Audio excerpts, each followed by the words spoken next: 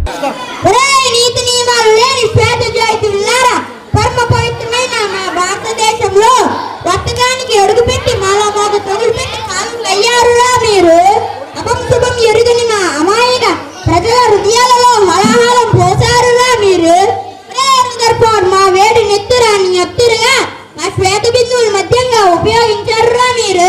తినటానికి తిండి లేక, కప్పుకోవడానికి బట్ట లేక, ఆకలితో అల్లాడిపోయే మా మాన్య ఆడిపడుతులను కప్పు పట్టి ఇచ్చిన శాసనలారు మీరు. తెల్లకొక్క జీతాల కోసం తుపాకులు పట్టారురా మీరు. జీవితాల కోసం తుపాకులు పట్టాం మేము. స్వచ్ఛమైన బాన్సుగా బ్రతికిన గంట అర్థమైన వారుడిగా చావడం మంచిది. తెల్లకొక్కలారా ఎంత మాట అన్నారురా. ఎంగిలి గూడు మింగే దొంగలారా, క్షమాపణ కోరుకోవాలా? ఎవరికి రా క్షమాపణ కోరుకునేది? నీతి నియమాలు విడిచిన మీగా క్షమాపణ చెప్పేది. తల వంచడం మా భారత మా దేశం అంటే ఏమనుకుంటున్నారా? కులసింహాలు కోరలు లెక్కించిన భర్తనిగా సీమరా ఇదే.